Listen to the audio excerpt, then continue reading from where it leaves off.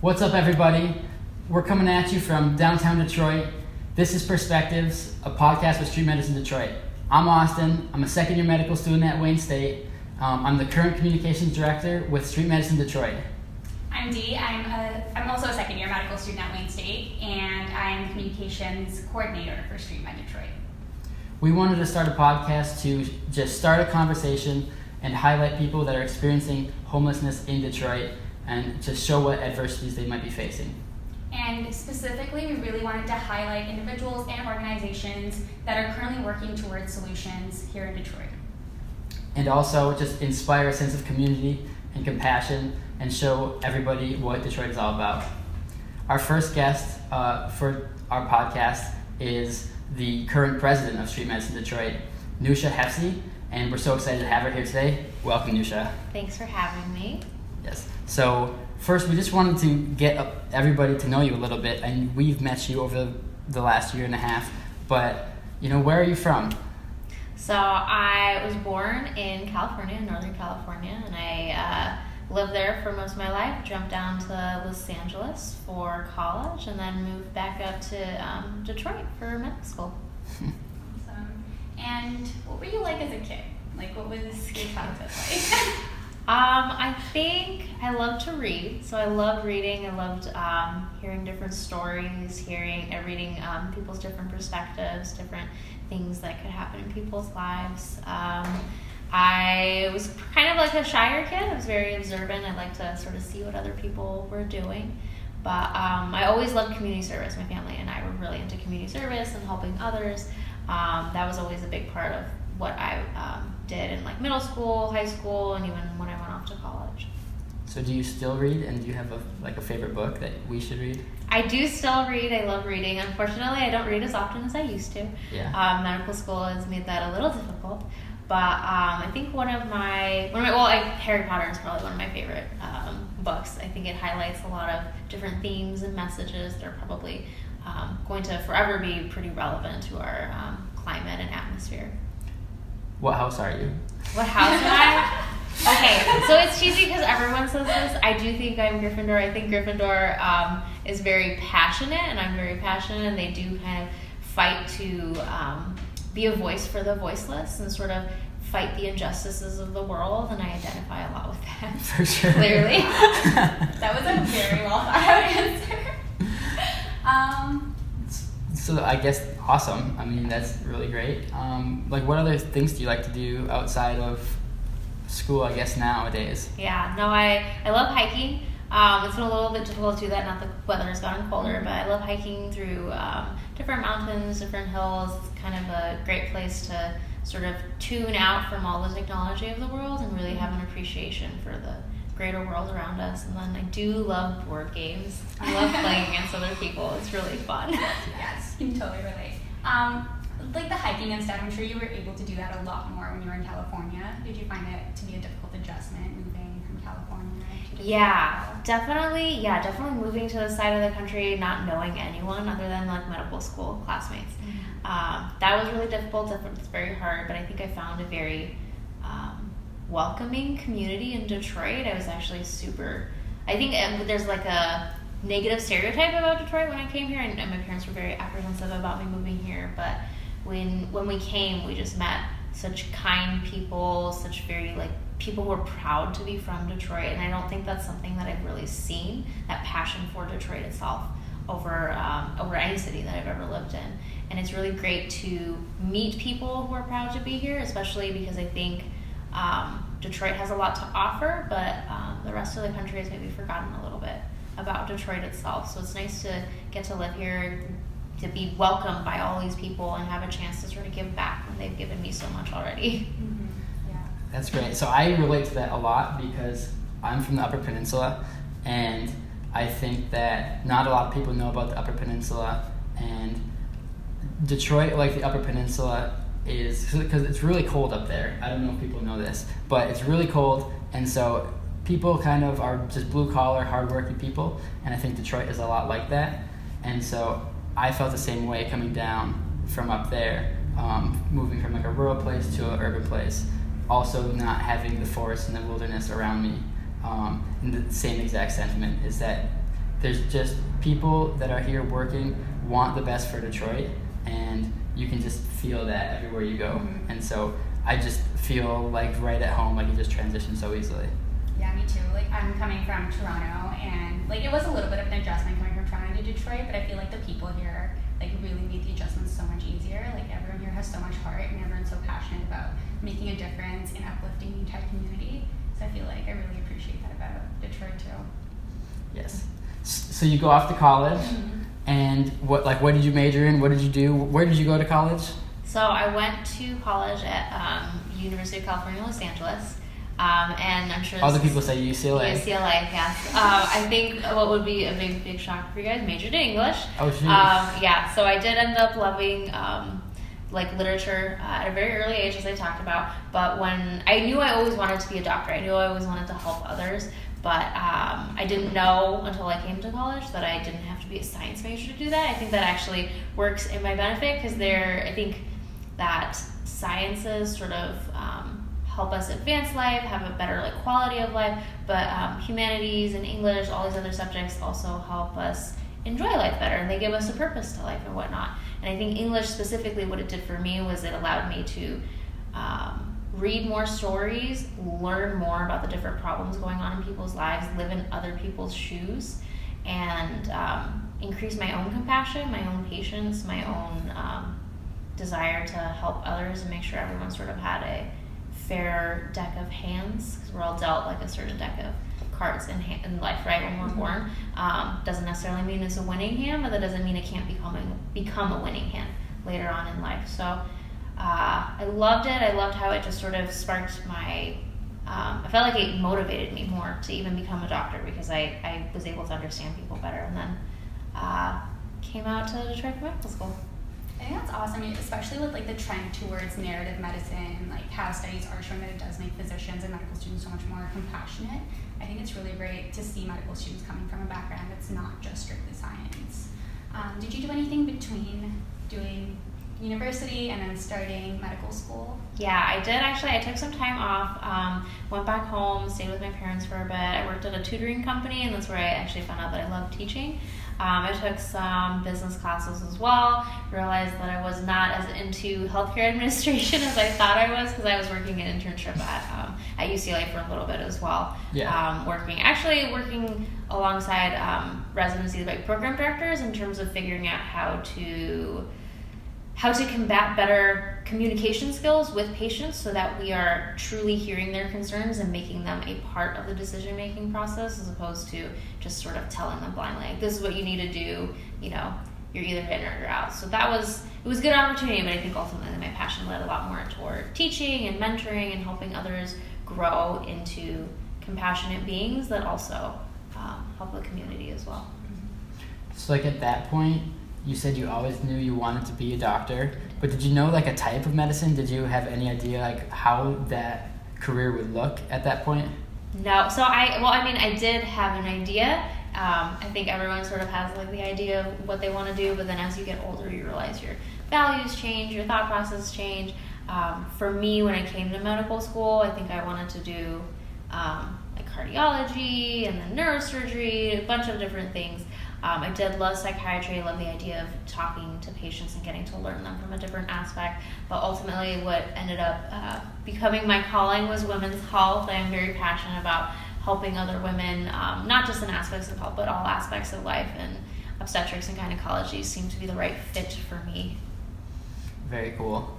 It's something that is really needed everywhere, and something that is often overlooked. And there's so many people that don't think about the things that they should be going to the doctor with. So then you come over to Wayne State, all the way from California, and you make it here. And like you said, Detroit was really welcoming. But it's a huge shift from undergrad to medical school. You start going through your classes, and then I assume you get involved with Street Medicine Detroit. So Yeah. Why did you want to get involved with Street Medicine Detroit? How did that happen? So I knew that I really wanted to work in one of the free clinics. That was something that was very important for me from like even when I was applying to medical school. And Wayne State has a plethora of like different clinics that we can work with, and I was very like on the dot, like checking little volunteer signups, like I'm not even joking, every single hour for 3 days until spots would open up so that I would have an opportunity to volunteer with them. And I did volunteer with a few of them. They were all fantastic, but when I volunteered with Street Medicine Detroit, it was a very different experience in the sense that, as we all know, we're going to the people to see the patients, and I liked that idea of taking away the onus of like having patients come to us, having that pressure on us now instead. So patients who are experiencing homelessness, for example, they are, worried about their home. They're worried about where they're going to get their next meal, if they're going to be warm tonight, if there are things that are going to get stolen. There's so many things that they are concerned about that we take for granted in our own lives. And it was really nice, for me at least, to think like, okay, this is a burden that I can take away from you by coming to you and asking permission to come into your space so that I can give you any healthcare, help that you want or need at that time. And I think on my first run, I actually was with Dr. Bryce, who's one of our main preceptors, and we were on a street run going through different locations. It was very cold, probably my first time experiencing like Detroit's cold. Very cold. We had a very difficult time finding patients. Patients were not as willing to come to us. They were a little bit hesitant, but when we finally did find a patient and they were so excited to see us, they were so grateful for the help that we were able to provide them. I found that to be a very meaningful thing, that despite the cold, despite looking 4 hours for patients, even that one person made it all worth it. And so I started looking more into Street Medicine in Detroit. I knew I wanted to volunteer with them more. I knew I wanted to be on the board. I had so many ideas, and luckily for me, amongst all these very passionate other students, I was able to join the board and continue on to, I guess, 3 years later to now. That's awesome. That's incredible. Is there a particular patient interaction or a story that really stands out to you? Because you've been a part of Street Med for so long now. So I don't know if there is a particular interaction that Yes, is there special. 100% is. One of the patients that I talked to. I love this story specifically because I think it highlights not just how much healthcare that we provide to patients, but just the listening ear that we provide. So when I met a patient, we were on a street run, I must have talked with him about 45 minutes. He was telling me about his experiences in the emergency department. He had been shot a few years prior. When he went to the ED, he felt like he was disrespected. He wasn't treated like a person, essentially. He was shuffled around. They told him that there wasn't much that they could do, and they were pushing him out. And after that encounter for 2 years, he didn't want to see a doctor. He didn't want to go out and see how he felt, that he could handle everything just as well because of the way he was treated. And so he was hesitant to even come and see Street Medicine Detroit. So he was telling me about his problems. I was listening. I was validating all his concerns. I apologized that that was his experience, because that shouldn't be anyone's experience. This is a terrible thing to have to go through. And when I went to go talk with my preceptor, because I was just, I think, a first year at the time, so my medical knowledge was very limited, and I said, what can we do for him? He's talking about this pain from his, this bullet that seems to still be lodged. And unfortunately, at this point in his medical care, there wasn't much that we could do for him, anything at all. And I was very worried about having to tell this patient that, because I thought he was going to be so frustrated with me that I couldn't provide anything. Because in my mind, I thought I didn't do anything for you. And afterward, he said, no, that's okay. I appreciated you listening to me. Like, I feel so much better about the medical community now that there are people out there like you guys who truly care, who truly think that, we're people. And that always stuck with me, because I was blown away that I literally just sat there for 45 minutes. In my mind, I didn't do anything that was abnormal. I just listened to someone just like we're here, just like as you guys are listening to me. And he was so happy that I just listened to him. And I think that's an amazing power that people can have. Something that actually shouldn't even be considered abnormal, but unfortunately it is out of the norm for people to just sit down and talk to people who are experiencing homelessness, to treat them like a person. And so that experience always stood out to me, because I think some things that I took from it is that there is more that we can provide than just healthcare. We can provide just compassionate care, just listening, not even providing anything that we think is needed, but actual, just like holistic, healthy, compassionate sort of like counseling and whatnot. Mm-hmm. And I think what it taught me for the future is that I should always be patient with people that I speak to, and that just listening to them is a really important quality, not just for a doctor, but just for being a good person in the world. Yeah, that's so important because like street med is made up of medical students, and some of us, first and second year, we don't really know too much about like actual clinical care. But I think it's so important to just like be compassionate and kind of build trust within the medical community in that way. And we see that over and over too. Every year when we do our training for the first year and some second year students, we just see something we try to focus on is that impact is important, and that just giving these people the time of day is, impacting them in a positive way. And so we just want, that's a big part of what we do is that as well. Do you think that your experience volunteering with Street Med and being on the Street Med board and all of that has made a significant difference in your clinical rotations, and now, you're doing your interviews for OB-GYN, you're going to be transitioning into residency? Yes, 100%. I think that has helped me learn to be more patient and grow into a compassionate person, as we've kind of talked about. I think in specific instances, I can just think in terms of managing patients, I think it's very easy for us to say, okay, this is the disease you have, you got to do X, Y, Z for this. This is another disease you have, you do X, Y, Z for that. And for people that come in and who have access to care, for people who have, the typical job, 9 to 5, have money, etc., it's easier for them to enact those X, Y's, and Z's for this and that. But for people who are experiencing homelessness, for people who are underserved, for anyone who's really different than you, X, Y, and Z might not be possible for a woman working 2 jobs while trying to take care of 3 kids on her own. It might not be possible for someone who is living on the streets and has to worry about, the things that he owns and whether or not his medication is going to be stolen. And so I think in terms of management, I think that helps us come up with more realistic plans so that when patients come in, we can more successfully have them follow up and give them more realistic goals so that they can accomplish those goals. If you tell someone to do a huge, large goal, if you don't break it up into baby steps for them, they weren't going to be able to accomplish it. And so that's kind of nice in the sense that now when I see patients, I sort of start to think holistically, like, okay, this is what our normal regimen plan would be. How can I alter that for someone who is in these shoes so that they can accomplish it, feel well supported, and then in the future don't get labeled terms like non-compliant with care and whatnot. Because I hate terms like that because I feel like it puts a label on people as being difficult, which is also a terrible word to use. I think a lot of times people act the way that they act because of the experiences in their life, and we just need to know about those experiences to be able to help them better. Yeah, I feel like it makes a difference, like knowing all of the social factors that come into play, because that definitely affects the trajectory of their care and their outcomes. Absolutely. And so the thing that I was thinking about while you were saying that is just my own experiences going through street runs and leading them and volunteering on them and seeing patients in that way. And it just blows my mind how resilient the people that we come across are, and oftentimes how just positive they are, even though a lot of times they're in these toughest situations.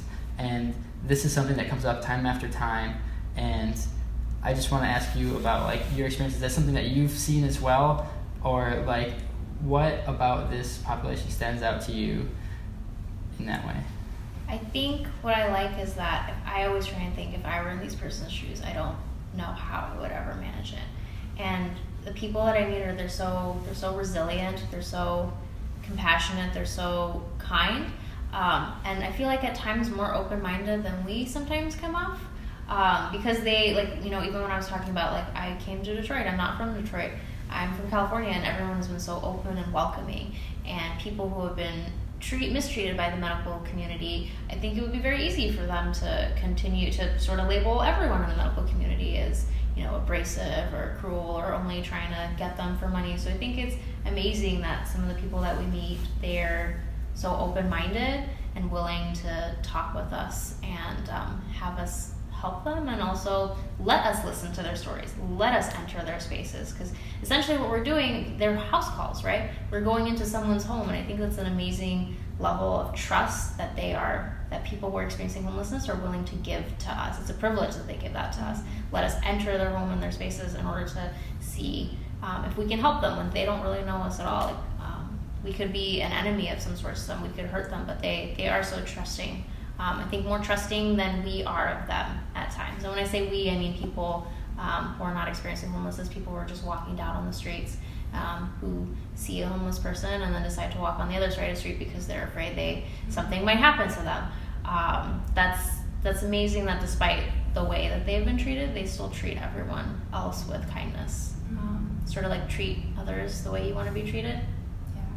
Yeah, I think that is really amazing that they do kind of open themselves up to, talking to us and things like that when we do approach them on the streets or at the shelter clinics and things like that, because oftentimes they have had very negative experiences with the healthcare system. And I think you touched on this a little bit earlier about how certain patients are treated in the emergency departments and things like that. And outside of what street medicine is doing, is there anything that we could do to reduce the stereotypes and the stigma surrounding patients experiencing homelessness in the hospitals when they do seek out care in those settings? It's weird to say this, but it's literally just treating them exactly as you would as any other person. So I think a lot of the times we have implicit bias, and implicit bias is more so a bias that we have towards others when we see, their body habitus or their gender, their age, their ethnicity, and we don't realize the biases that we create because of it, but we have them. And a lot of times I think when people come in and experiencing homelessness, there is an implicit bias that some people may have and not even realize the way that they treat others. Like they might, want to go through the meeting quickly, or they want, when they see the patient, or they might kind of label them as like, oh, they just need to stay in, they just need a place to stay tonight. They don't have any real problems, and then overlook the fact that there might actually be something going on with this patient, or think that like, oh, we need to push them out faster because they're using up dollars, when, there are other avenues and social services that we might be able to provide them. So, I think going back to just treating everyone as a regular person, treating them with respect, treating them by the name that they prefer to be called, acknowledging their pain, acknowledging their suffering, acknowledging anything that's going on with their lives, sitting down instead of standing, just like typical body language that we use even when we go on a street run. These are simple things that I think we don't realize we might alter when we're seeing patients, but I think it makes a difference in terms of their care as well. I'm trying to think of specific comments that patients have said, but I know one of our students did do a research study on like comments from patients who went into the ED and their experiences from it. And some of them, they came out and they said like, yes, I was treated like a person. I was treated like a regular human being, and I really appreciated that. While others were saying, oh, I would have been better off just taking care of things myself. So it comes down to just treating people with respect. I think that's something, even when we go out on my feeling, the analogy I always like to give is like when I'm on the street, like walking down the street, just minding my own business. When I came to Detroit, I was so surprised at the number of people who would smile at me and say hello, and I'd be like, oh, hello back to you. Like, this is such a nice welcoming thing. But I think that there's a privilege in the sense that like when someone is just walking by you, just a regular person, you're more likely to say hello. But someone who's experiencing homelessness, who's sitting out on the street, if they say hello to you, people are less likely to say hello, less likely to acknowledge them, less likely to stop by and say, hey, how's it going? Like, are you doing okay? Because there is fear, or there is like some sort of hierarchy in terms of like people that we see on the streets. And so it kind of is, in the ED, it's like the same thing, it's just treating everyone the same. If someone on the street was walking by me said hello, I should say hello back. If someone who's experiencing homelessness and sitting with a sleeping bag on the street says hello to me, I should say hello back. It's like little things that matter, that treating people like a person is important. Some patients that I've spoken to have talked about how sometimes they prefer to just even be on the streets as opposed to in the shelter, because when they're in the shelter, they feel like they're a prisoner. And that's something that you really have to take a second and think about. If you've never done anything wrong, you've followed all the laws of like the world, the country, society, and you go into a place that is supposed to be helping you, that it's telling you when to go to the bathroom, when to go to sleep, when to eat, you do feel like a prisoner. And that's a crazy thing to think when you feel like a criminal but you're not. And so I think a lot of it really comes down to treating people with respect. And these, I should clarify, these are my own projections too. To get like a real true semblance, you would have to talk to someone who is experiencing homelessness. I don't want to put like my ideas of what I think someone experiencing homelessness wants. But these are some of the stories that I've heard from those experiencing homelessness, telling me about their concerns and what issues bother them. I think one of the big misconceptions with people who are experiencing homelessness is that they're lazy or that they're addicted to drugs and they have all these bad habits and that's why they ended up in their situation. But oftentimes it's just a systematic thing where it's hard as it is. There's so many payments that have to be met, for whether it's insurance, for housing, for health. And if you're just going paycheck to paycheck just to stay alive, one major thing that happens, whether it's health, whether it's your car breaking down, whether there's a fire at your house, all of a sudden, there's no way to overcome that big adversity. And this is something I think that when people are criticizing people who are on the streets, it's just a little bit frustrating that they aren't taking the full picture a lot of times, because these are the stories that we hear when we go out in the streets, when people tell us and share their stories.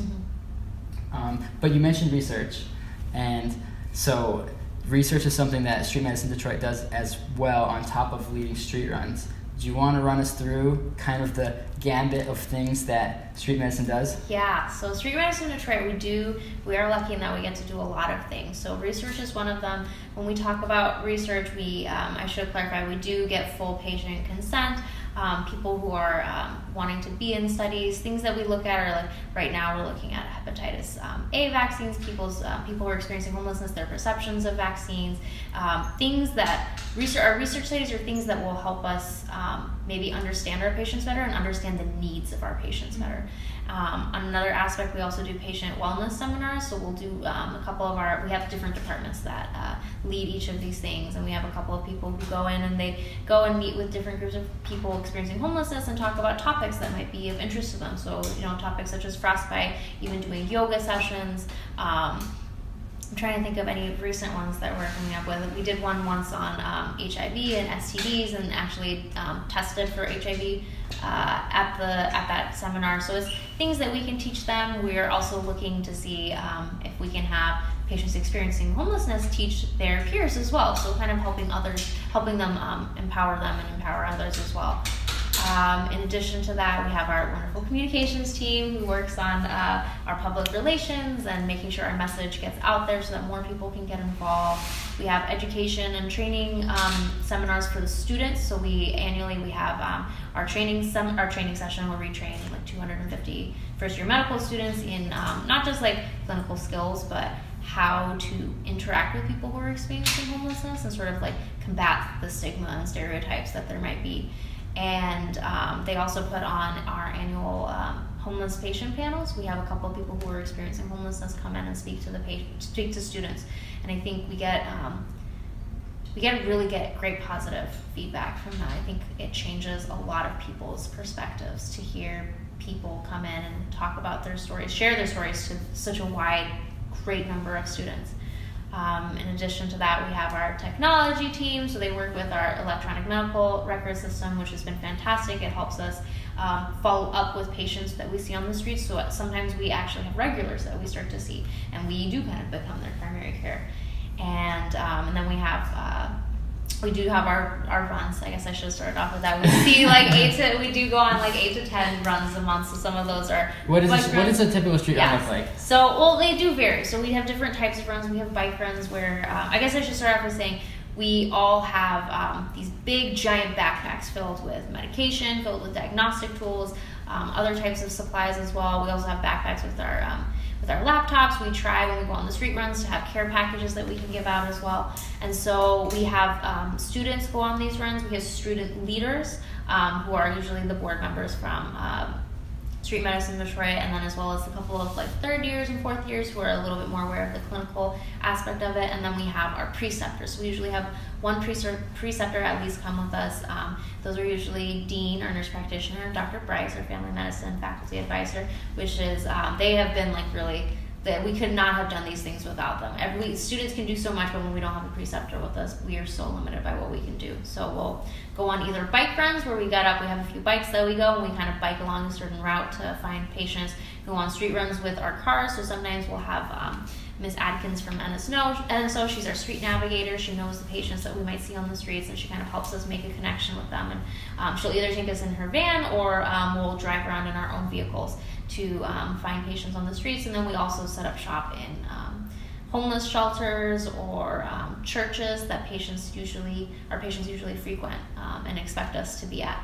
And on those runs, we sort of spread our supplies. We do as much as we can to make it like a clinic sort of feeling. We are very wary of making sure that we create a space so that patients feel like they're getting as much privacy as we can get them. Unfortunately, we are sometimes limited by our what physical exam skills that we can do, especially when it's in the cold, especially when it comes to women. But those are avenues that we are searching through as well. And then in addition to our operations team, don't want to miss anyone per se, but I think I hit all the departments. I think so. I'm trying to think if we have. We do have our logistics. So our logistics helps us right. more with internal maintenance of the department, because as you can tell, we do so many things that we do need to have a set list of organizations. So helping us have our board meetings every month where we can check in with each other and also check in with our street navigator. And then we also do chart reviews as well, which is a really cool way of sort of figuring out which patients are high-risk patients and making sure we look for them on the streets. And then we also recently restarted our inpatient consult service. So at the hospital, if patients if we see patients who are experiencing homelessness, and by we mean any third-year medical student, any fourth-year medical student, we try and send our message out to residents and other attending physicians as well, and then the case managers. They can send a consult to the listserv, and then from there, one of the students will go and do a sort of intake form into our EMR system and make a connection with one of our partners, who will usually come and see the patient, see what things we can provide them. Sometimes it's helping them get identification cards, getting transportation to their follow-up appointment, making sure they have a safe discharge to the streets, things like that. So our chart reviews, we're going to try and see if we can incorporate some of our inpatient consults into that as well. So we do a wide variety of things. I'm probably missing some things just thinking about it, because we have such a great, passionate board of students who want to get involved and who want to help out. And I think that's what the great thing about Detroit itself is too, is that it attracts community service oriented students from all over the country who want to give back. And I think that sort of compassion is what sometimes we need to give back to Detroit. I think Street Med Detroit as an organization is definitely very robust and has a lot of intricate departments that work really well together. But I think that one of the things that makes Street Med so successful is our community partners. And you talked about NSO and some of the shelters that we set up at. Can you touch a little bit more on some of our community partners and how we work together with them? Yeah, so we have so many. So I think starting off with NSO is probably our biggest one, Neighborhood Service Organization. So they were our first major partner. They are a shelter down on Martin Luther and Second. Yes, Martin Luther and Second. They are fantastic. One of our preceptors, Dean, actually works through there as well and providing healthcare services when we're not there. And then we have Ms. Adkins, who is someone who used to be homeless, who is now actually working with NSO, and one of our main partners for navigating onto the streets. We also work with, at this moment, Covenant. I think their full name is Covenant Community Clinic. I thought it was Covenant House. No, it's not Covenant House. It's Covenant Clinical Care. I have to look into that name. We can look that up. Yes, but we work with Jeff Hunt. That's our partner for the inpatient consults. Sometimes they actually have people come onto the streets with us as well, and they have different types of things that they can offer. We also have just a bunch of nurses that come with us. We have nurse practitioners, nursing students. We have the hand organization.